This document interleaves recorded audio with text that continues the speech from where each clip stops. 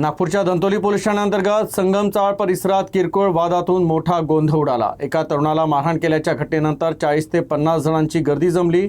घटनास्थळी पोहोचलेल्या पोलिसांशी देखील काही जणांनी वाद घालत धक्काबुक्की केली। या प्रकरणी पोलिसांनी तिघांना अटक केली आहे।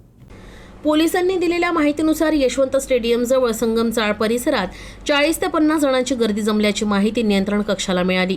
चौकशीत दुसऱ्या वस्तीतील राकेश सूर्यवंशी हा संगमचाळीत आला आणि शिवीगाळ करत आकाश नावाच्या तरुणाला थापड मारून पसार झाल्याचं समोर आलं। या घटनेच्या विरोधात स्थानिक नागरिक मोठ्या संख्येने एकत्र आले होते।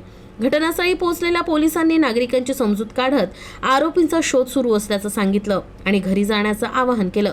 बहुतांश नागरिक घरी निघून गेले, मात्र सोनू कुरवाने, मंगेश पांडे, राकेश गुप्ता आणि त्यांच्या काही साथीदारांनी पोलिसांचं ऐकण्यास नकार दिला। काही वेळानंतर हे सर्वजण पुन्हा झाशी राणी चौकाच्या दिशेने संगमचाळीत आले आणि परिसरातील वातावरण बिघडवण्याचा प्रयत्न केला। माहिती मिळताच पोलीस पुन्हा घटनास्थळी पोहोचले। यावेळी सोनू कुरवाने याच्या हातात चाकू होता आणि तो लोकांना चिथावणी देत होता। पोलिसांनी त्याला समजावण्याचा प्रयत्न केला असता तीनही आरोपींनी पोलिसांशी झटापट केली। यानंतर पोलिसांनी तत्काळ कारवाई करत तीनही आरोपींना ताब्यात घेत अटक केली।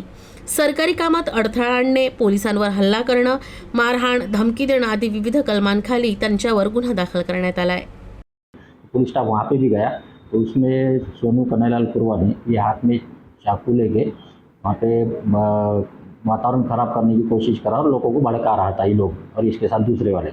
तो पुलिस ने उनको सूचना दी कि ये गलत तरीके से आप यहाँ पे बर्ताव कर रहे हैं, शांतता का मत कीजिए, खराब कीजिए। तो वो पुलिस की बातों को मानने को तैयार नहीं थे और पुलिस के साथ बहस करके उनके साथ धक्का-मुक्की की। तो पुलिस ने उनको ताबे में लिया और पुलिस स्टेशन ला के यहाँ पे उनके खिलाफ गुना दर्ज किए वाला है।